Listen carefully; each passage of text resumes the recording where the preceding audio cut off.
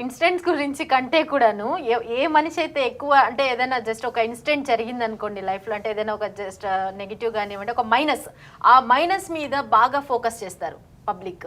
దీని గురించి మీరు ఏం చెప్తారు చెప్పండి. ఆఫ్ కోర్స్ అండి, ఇప్పుడు ఒక అమ్మాయి లైక్ ఇప్పుడు పవన్ కళ్యాణ్ గురించి మాట్లాడుకుందాం. ఒక సింపుల్ ఏంటంటే ఆయనని నార్మల్ గా అయితే of course Pawan Kalyan fans అయితే దేవుడు అని భావిస్తారు, కానీ విపక్షాలు మాత్రం ఆయన 3 పెళ్లిళ్ళు అయ్యాయి, నిత్య పెళ్లి కొడుకు అని ఇట్లా చెప్తూ ఉంటారు, ఆయన గురించి కాంట్రవర్సీ లాగా తీసుకెళ్తుంటారు. కానీ అసలు ఇలా వైవిధ్యమైనటువంటి సామాజిక గుర్తింపు అసలు ఏంటి ఆయన జాతక ప్రభావం, దాని గురించి అడిగితే మీరు ఒక ఆస్ట్రాలజిస్ట్గా ఏం చెప్తారు? అంటే మనం పవన్ కళ్యాణ్ గారి జాతకం ఇది కొత్తగా చూసింది కాదు. 2019 ఎలక్షన్స్ అయిపోయిన తర్వాత సేమ్ డే ఎలక్షన్స్ అయిపోయిన రోజు సాయంత్రం ఒక టీవీ ఛానల్ వాళ్ళు ఇంటర్వ్యూ చేశారు. మీకు ఇప్పటికి కూడా అది యూట్యూబ్లో అవైలబుల్ ఉంటుంది. ఈవినింగ్ 7 o'clock తర్వాత షూటింగ్ అది. సో ఒక వ్యక్తి జాతకంలో మనం ఫస్ట్ చూసేది ఏంటంటే వాళ్ళ నక్షత్రం. ఆయన నక్షత్రం ఏంటంటే ఉత్తరాషాఢ నక్షత్రము, జన్మరాశి వచ్చేసి మకర రాశి. సో మీకు టెక్నికల్గా చెప్తే మీకు అర్థం కాదు కాబట్టి నేను లాజికల్గా వచ్చేస్తాను. సో ఏంటంటే ఆయన ఓడిపోయిన రోజు సాయంత్రం 7 గంటలకు నేను చెప్పిన విషయం మళ్ళీ ఒకసారి మీకు ఇప్పుడు కూడా చెప్తాను. ఇప్పుడు మీరు ఎప్పుడైనా డిటాచబుల్ అటాచ్మెంట్ అని ఎప్పుడైనా విన్నారా? There is the detachability during the attachment. అంటే డిటాచబుల్ అటాచ్మెంట్ అంటే ఏంటంటే మనము అన్నిట్లో పర్ఫామ్ చేస్తాం, మనకు అన్నీ కావాలి, పేరు కావాలి, డబ్బు కావాలి, గుర్తింపు కావాలి, హోదా కావాలి, మనం కోరుకున్నటువంటి హీరోయిజం కూడా కావాలి మనకి. ఒక్కసారి మనిషి అందులోకి వెళ్ళిపోయిన తర్వాత అదే జీవితం, అదే సర్వస్వం అనే ఒక మాయలోకి వెళ్ళిపోతాడు. మీకు ఒకసారి బాగా డబ్బు వచ్చింది, ఇదే సర్వస్వం అనుకుంటారు. బాగా పేరు వచ్చేసింది, అవార్డ్స్ వచ్చినాయి, రివార్డ్స్ వచ్చినాయి, అదే సర్వస్వం అనుకుంటారు మీరు. కానీ పవన్ కళ్యాణ్ జాతకంలో ఉన్నటువంటి వైవిధ్యమైనటువంటి గ్రహస్థితి ఏంటంటే దెర్ ఇస్ ఎ డిటాచబిలిటీ. డిటాచబిలిటీ అంటే మనం దేంట్లో అయినా ఉన్న తర్వాత ఇది ఎంతవరకు శాశ్వతము. ఇప్పుడు పేరు వచ్చింది, బాగా ఒక ఫిల్మ్ యాక్టర్గా పాపులర్ అయ్యాడు. మీరు అన్నట్టు ఇప్పుడు మొన్నటి వరకు ఉన్నటువంటి కాంట్రవర్సీస్లో ఆయనకి నిత్య పెళ్లి కొడుకు అనేది పాపం బాగా చాలా అది వ్యక్తిగతంగా కూడా నాకు నచ్చలేదు అది, ఎందుకంటే వ్యక్తిగతంగా మనం విమర్శించకూడదు.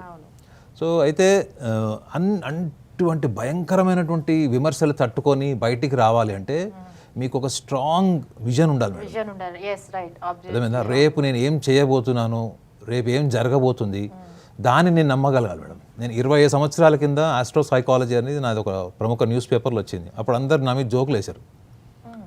ఎందుకు అంటే నువ్వు ఇలా చెప్పడం వల్ల ఎవరు మారుతారు, ఎవరు మారరు, నువ్వేమైనా విశ్వామిత్రుడు అని నా క్లోజ్ ఫ్రెండ్స్ ఆస్ట్రాలజర్స్ అప్పుడు బాగా వెటకారం చేశారు. ఇప్పుడు 2003లో రాను నేను దీని గురించి చెప్పడం మొదలెట్టిన తర్వాత పుస్తకం రాస్తే మేము ప్రాక్టీస్ చేస్తామని అదే జ్యోతిష్యులు కూడా చెప్పారు. సో ఒక విజన్ అన్నది మనకి టఫ్ టైంలో, మోస్ట్ డిఫికల్ట్ టైంలో మనకి ఈ డిటాచ్మెంట్ కూడా ఉండాలి మేడం. ఒకవేళ పవన్ కళ్యాణ్ గారికి ఆ డిటాచ్మెంట్ లేకపోతే ఆయన అందులో కొట్టుకుపోయి ఎక్కడో ఒకటి డిప్రెస్ అయిపోయి ఆ ఎలక్షన్ ఫలితాల తర్వాత ఆయన విడ్రా అయిపోయి ఉండేవాడు, రాజకీయాల్లో నుంచి విడ్రా అయిపోయి ఉండేవాడు. సో దీని వెనక ఉన్నటువంటి మానసిక స్థితి ఏంటి, అంతర్గత భావం ఏంటి అంటే తన లైఫ్లో యాక్టర్ అయ్యాడు. యాక్టర్ అయిన తర్వాత పవన్ కళ్యాణ్ గారు అంటే ఎవరికి అందరికి తెలిసింది. సో పవన్ కళ్యాణ్ గారు యాక్టర్ అయిన తర్వాత ఆయన ఏం చేశారు, అంతకుముందు ఏం చేశారు, ఆ యాక్టర్ కాకముందు, పాపులర్ కాకముందు కూడా ఆయన ఏం చేశారు. సో ఈ వాజ్ మోర్ కన్సర్న్డ్, ఈ was more emotionally attached with the sociological issues. సమాజంలో జరుగుతున్నటువంటి అనేక అంశాల మీద అతనికి ఉన్నటువంటి అటాచ్మెంట్ అర్థమైందండి. దీంట్లో ఒక చిన్న సవరణ కూడా అంటే ఏంటంటే ఆయనకి ఈ జన్మలగ్నంలో జన్మించిన వాళ్ళకి, ఈ ప్లానెటరీ పొజిషన్ వాళ్ళకి చైల్డ్హుడ్ చాలా ఎఫెక్ట్ ఉంటుంది మేడం. మీరు ఇందాక అన్నారు చూడండి, ఒక బ్యాడ్ ఇన్సిడెంట్ అయినప్పుడు అది మన ఒక ట్రామాటిక్ మెమరీ కింద మారిపోతుంది, దాన్ని మనకు ఒక గిల్ట్ క్రియేట్ చేస్తుంది సొసైటీ అని. పవన్ కళ్యాణ్ గారి జాతకంలో ఆయన బాల్యంలో జరిగిన ఇన్సిడెంట్స్, బాల్యంలో చూసిన విషయాలు, ఆయనకి చైల్డ్హుడ్లో జరిగినటువంటి, ఆయన చుట్టుపక్కల జరుగుతున్నటువంటివి, దాని ప్రభావము అతని టీనేజ్లో ఉన్నప్పుడు, యంగ్ ఏజ్కి వచ్చినప్పుడు దాని యొక్క ఇంపాక్ట్ ఉంది అన్నదానికి ఎవిడెన్స్ ఏంటంటే ఆయన చేసినటువంటి చారిటీస్. మీరు డబ్బు సంపాదించే వరకు చాలా ఫిలాసఫీ మాట్లాడతారు, పేరు సంపాదించే వరకు ఫిలాసఫీ మాట్లాడతారు, కానీ డబ్బు చేతిలో వచ్చినప్పుడు ఆ ఫిలాసఫీ కనపడదు.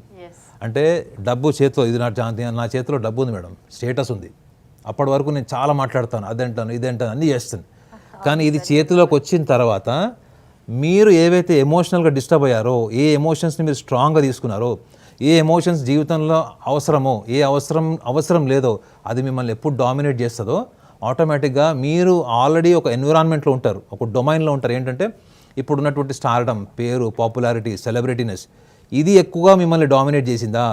మీరు చిన్నప్పటి నుంచి ఏర్పరచుకుంటే భావాలు, అంతర్గతమైనటువంటి యుద్ధం, సమాజంలో ఏం జరుగుతుంది, సమాజానికి మనం ఎందుకు చేయలేమని నిర్లిప్తత ఉంటుంది చూడండి, అది ఎక్కువ డామినేటింగ్గా అన్నదాన్ని మనం ప్రశ్నించుకుంటే ఇప్పుడు మీరు ఏ స్టేజ్లో ఉన్నారో ఆ స్టేజ్ని మీరు డిటాచ్ అవుతారు.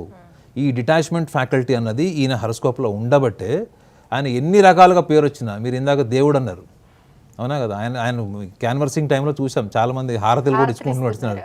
చేత్తో హారతి ఇవ్వట్లే మేడం, నాలుక మీద పెట్టుకుని హారతి ఇచ్చాడు. చూసే ఉంటారు అది. సో అంటే ఈ డిటాచబుల్ అటాచ్మెంట్ అన్నదే అతను తనకంటూ ఒక యూనిక్ ఐడెంటిటీ. మీరు చూడండి, ఎంతోమంది స్టార్స్ ఉన్నారు, మన తెలుగు వాళ్ళు ఉన్నారు, మనకు బాలీవుడ్ స్టార్స్ ఉన్నారు. ఎంతమందిని మీరు చూసుంటారు చెప్పండి, ఇట్లా పబ్లిక్కి కనెక్ట్ అయిన వాళ్ళు, పబ్లిక్ని ఎప్పుడు ఎన్ని సందర్భాల్లో వచ్చినా కానీ మీరు వాళ్ళని రిజెక్ట్ చేయకపోవడానికి వెనుకొని ఉండే కారణం ఏంటంటే మీరు చిన్నప్పటి నుంచి దేన్నైతే చాలా స్ట్రాంగ్గా ఫోకస్ చేశారో, దేన్నైతే మీరు స్ట్రాంగ్గా తీసుకున్నారో ఒక ఎమోషన్ని, that emotion itself is a very sociologically inclined. సామాజిక పరమైనటువంటి దృక్పథమే అతనిలో ఎక్కువగా మోస్ట్ పవర్ఫుల్ ఎమోషన్ అది. సో ఆ ఎమోషన్ ముందు ఈ social identity, glamour, name, popularity, finances, ఇవన్నీ కూడా ఆయన్ని డామినేట్ చేయలేకపోయాయి. That is what is actually the horoscope says. అందులో ఒకటే ఒక సింపుల్ ఆస్పెక్ట్ ఏంటంటే ఈజ్ వెరీ మోడెస్ట్, అంటే సింప్లిసిటీ. అతనికి నచ్చంది ఏంటి చెప్పండి? ఎవరన్నా కొంచెం హైప్, కొంచెం బిల్డప్ బ్యాచ్లు ఉంటాయి చూడండి, అది నచ్చదు, అస్సలు నచ్చదు. ఈ నెవర్ లైక్స్ ఇట్. అవతల వాడు ఎంత పెద్దవాడైనా సింపుల్గా ఉండే లక్షణాలని ఎక్కువ పరిగణిస్తారు. అందుకే చూడండి, ఆయన ఎక్కువ అడ్మైర్ చేసిన వ్యక్తి ఎవరు అంటే చిరంజీవి గారే. చిరంజీవి గారు ఎప్పుడైనా సాత్వికంగా ఉంటారు, పాజిటివ్గా, పాలైట్గా మాట్లాడతారు తప్ప వాయిలెంట్గా మాట్లాడడం, అగ్రెసివ్గా మాట్లాడడం, యాటిట్యూడ్ చూపించడము, ఆయన చూపించాలనుకుంటే అసలు చాలా చూపించుకోవచ్చు. సో పవన్ కళ్యాణ్ గారిలో ఉన్నటువంటి ఒక సింప్లిసిటీ ఏంటంటే ప్రతి దాన్ని కూడా ఆ ఇండిస్క్రిమినేటివ్, అంటే దేన్ని కూడా ఇట్లా విభజించి ఇది గొప్ప, ఇది తక్కువ, ఇది ఎక్కువ అనే ఆ యాంగిల్లో కాకుండా he sees everything as a normal. ఆ నార్మల్ స్టేట్ ఆఫ్ మైండ్ ఉండడం అన్నదే ఈజ్ అ గ్రేట్ హ్యుమానిటేరియన్. అదే ఇవాళ ఆయన్ని ఒక యూనిక్ ఐడెంటిటీ క్రియేట్ చేసిందనేది నా విశ్లేషణ. సరే, ఇప్పుడు మీరు అన్నారు ఇందాక పవన్ కళ్యాణ్ అది జాతకం ఒక్కసారి కాదు, నేను నెంబర్ ఆఫ్ టైమ్స్ చూశాను అని. ఇప్పుడున్న సిచ్యువేషన్లో ఇప్పుడు ఆయన జాతక రీత్యా ఏం సాధించాలనుకుంటున్నారు, ఆయన అంటే అసలు ఆయనకి ఎలా ఉంది సిచ్యువేషను, ఇప్పుడున్నటువంటి రాజకీయ సామాజిక వ్యవస్థలో ఆయన ఇమ్మడగలడా అంటే మీరేం చెప్తారు? ఆయన ఇమ్మడగలడు కాబట్టే మొన్న సెన్సేషనల్ విక్టరీ 100%. మీరు ఫస్ట్ టైం ఆయన ఒకసారి తాను ప్రపంచానికి ఒక వైవిధ్యంగా పరిచయం చేసుకున్నాడు. సో చాలామంది ఈ చిన్న విశ్లేషణ ఎవరైనా చేస్తారు, ఏంటంటే 21 ప్లేస్లో కంటెస్ట్ చేశారు, 2 ఎంపీ సీట్లు కంటెస్ట్ చేశారు, గెలిచారు, 100% గెలిచారు ఆయన. అది అందరికీ తెలిసిన విషయమే. కానీ మీరు అన్నారు చూడండి, ఇప్పుడు ఉన్నటువంటి పొలిటికల్ సినారియోలో మన సమాజంలో ఇప్పుడు నేను ఆస్ట్రో సైకాలజీ అని చెప్పా కదా, మా జ్యోతిష్యులే వెటకారం చేశారు ఎప్పుడు 2003లో, ఇవాళ ఎంత 2024. అంటే ఈ 20 ఏళ్ల జర్నీలో ఎంతమంది అంత మర్జ్ అయ్యింటారు చెప్పండి, ఎంతమంది కలిసి ఉంటారు, ఎంతమంది వాళ్ళ అభిప్రాయాలు మార్చుకున్నారు. ఒకప్పుడు ఆస్ట్రాలజర్, వాస్తు పండిట్, న్యూమరాలజిస్ట్ అని డెసిగ్నేషన్ ఉన్నవాళ్ళు ఆస్ట్రో న్యూమరో, ఆస్ట్రో వాస్తు, న్యూమరో ఆస్ట్రో, ఇట్లా డెసిగ్నేషన్ కూడా మార్చుకున్నారు. So let me finish this. ఈ ఒక పాయింట్ చెప్తాను. ఇప్పుడు మీరు అన్నారు కదా, ఎవరైనా మన సమాజంలో మీరు చూసుకోండి, చరిత్ర మొత్తం తిప్పేసి చూసుకోండి, ఒక్క గాంధీ గారు ముందర నుంచి ఉంటే భారతదేశం ఎంత, ఆయన వెనకెందుకు నుంచుంది చెప్పండి? సుభాష్ చంద్రబోస్ గారు ఏమన్నారు? You give me your blood, I will give you freedom అన్నారు. గాంధీ గారు ఏమన్నారు? ఒక చంప మీద కొడితే ఇంకో చంప చూపిమన్నాడు. సో మన సమాజం ఎలాంటి లీడర్షిప్ని ఇష్టపడుతుంది ఇప్పటివరకు? ఒక చంప మీద కొడితే ఇంకో చంప చూపించేవాళ్ళని ఇష్టపడుతుండే. అదే సుభాష్ చంద్రబోస్ గారు ఏమన్నారు? గివ్ మీ యువర్ బ్లడ్ అన్నాడు, మీ రక్తం ఇవ్వండి, నేను మీకు స్వతంత్రం ఇస్తాను అన్నాడు. సో రక్తం ఇవ్వాలంటే మరి కష్టం కదా మేడం, అందుకే మన వాళ్ళు అప్పుడున్న సమాజంలో వెనుకడుగేశారు కాస్త. సో మన సమాజంలో ఇనిషియేటివ్ కావాలి మేడం. మీరు పవన్ కళ్యాణ్ గారిలో ఒక విషయాన్ని మీరు గమనించాలి, ఏంటంటే హీ వాంట్స్ టు ఇనిషియేట్ చేసేవాళ్ళు వాళ్ళ విజన్ని నమ్ముతారు. డూ ఆర్ డై, రేపు మనం బతుకుంటామా చనిపోతామా అన్నది కూడా పట్టుకున్నటువంటి తీవ్రమైనటువంటి ఒక ఎనర్జీ, అంటే తీవ్రమైనటువంటి ఒక భావోద్వేగాలకి వాళ్ళు ఎప్పుడైతే కనెక్ట్ అవుతారో ఆ ఇంటెన్స్ ఎమోషన్ ఏదైతే ఉంటుందో, పొలిటికల్లీ కావచ్చు, సోషలాజికల్ కావచ్చు, వేరే వాళ్ళ పర్సెప్షన్ కూడా మారుస్తుంది.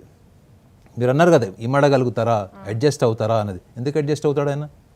ఆయన ఏం అడ్జస్ట్ అవ్వాల్సిన అవసరం లేదు. ఆయన తన పని తను చేసుకుంటూ పోతాడు అంతే. చేసుకుంటూ పోయే క్రమంలోనే మీకు కొన్ని లక్షల మంది ఫాలోవర్స్ తయారవుతారు మేడం. చాలామంది ఏం చేస్తారంటే వాళ్ళు చేసుకుంటూ పని చేసుకుంటూ వెళ్తూ దాన్ని ఎంతమంది గుర్తించారు, ఎంతమంది ఫాలో అవుతున్నారు, ఇవన్నీ చూసుకుంటారు.